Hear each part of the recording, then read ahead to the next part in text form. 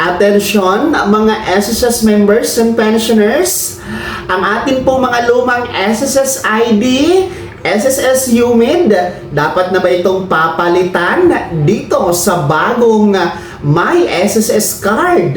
Paano nga ba kumuha ng My SSS Card ngayon? Ang kompletong proseso at requirements, pag-uusapan natin dito sa video. Hold up.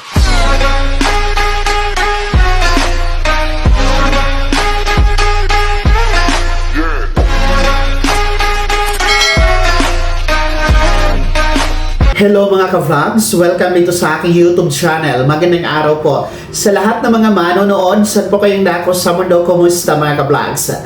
Eto ha, mga miyembro at pensyonado ni SSS. Paano nga ba kumuha ngayon ng My SSS Card?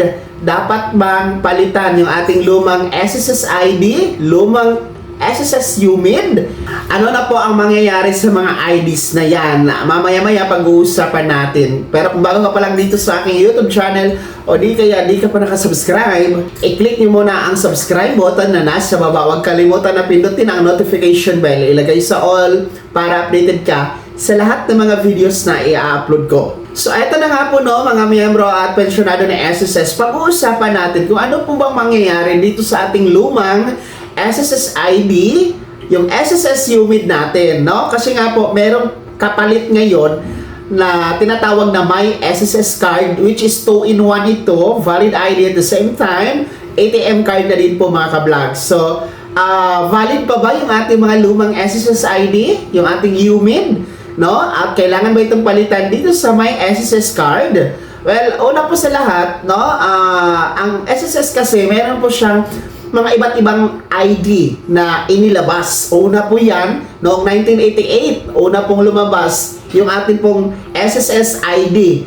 Actually, ito yung pinakalumang SSS ID mga ka-vlogs, no? And I'm sure sa ating mga pensyonado ng SSS, marami ang meron nito, no? Gaya po ng nasa screen ninyo, no? Yan po ang mukha ng ating lumang SSS ID na nirelease at nilaunch noong 1998. And pagdating nga po ng 2010 mga ka-vlogs ay mas pina-upgrade pa po ni SSS yung SSS ID na nilaunch noong noong 1998 mga ka-vlogs. So ito nga po yung mukha niya, nasa screen niyo po.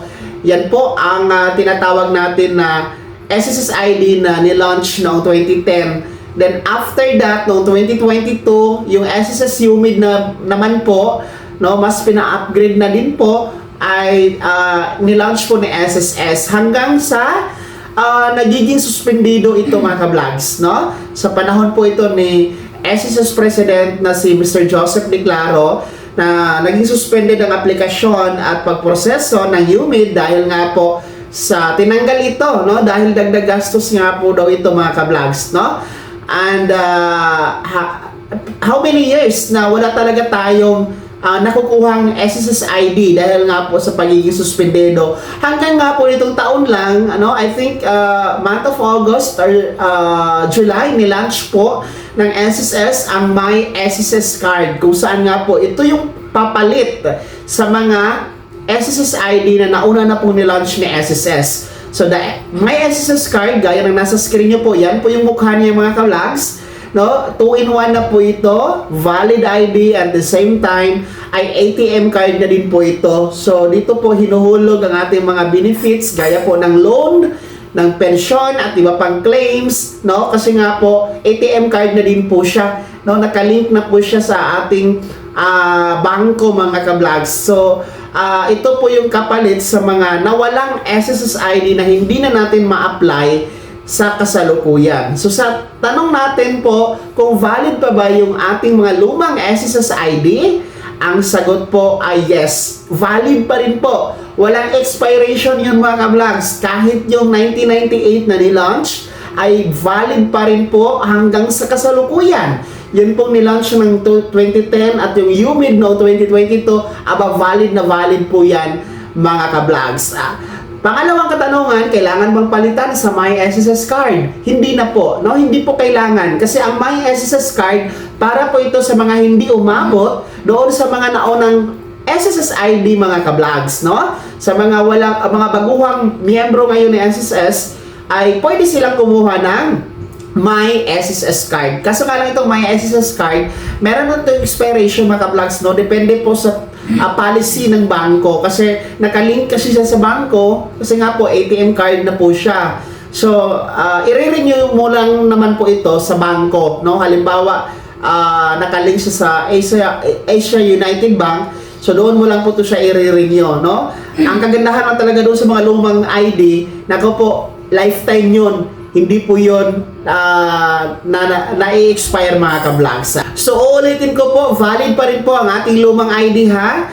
At para sa mga baguhang miyembro at mga wala pang SSS ID na gustong kumuha ng My SSS card, ay pwede nyo po yung ma-apply gamit ang inyong My SSS account mga ka-vlogs, no? O di kayo naman po tumungo po sa pinakamalapit na SSS branch sa inyong lugar, no? Para po kayo ay maggabayan kung meron pa kayong mga enquiry, no? Regarding dito sa My SSS card. Kaya naman mga SSS pensioners and members, ano po yung comment at reaction sa balitang ito? Alin ba ang mas okay sa inyo? Yung lumang SSS ID o itong bagong My SSS card?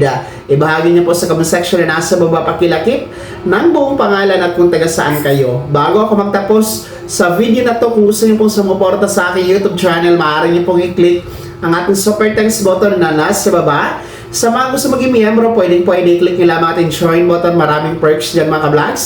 Be my member now. Sana'y naging gabay ang video na to kahit paano na pag-uusapan natin ang mga mahahalagang bagay-bagay na may kinalaman sa pagiging miyembro, benepisyaryo at pensyonado sa SSS. Kung hindi ka pa nakasubscribe dito sa aking YouTube channel, maaari nyo nang i-click ang subscribe button na nasa baba. Huwag kalimutan pindutin ang notification bell, ilagay sa all para updated ka sa lahat ng mga videos na i-upload ko. Maaari nyo din i-like ang video na to. At kung meron ka pa mga tanungan, maaari nyo i-komento sa comment section na nasa baba. Paki-follow na din po ang aking official Facebook page na nasa screen nyo. Muli po, ako si Daniel Timpawan na nagsasabing dito sa aking YouTube channel, pawang katotohanan at lahat totoo lamang.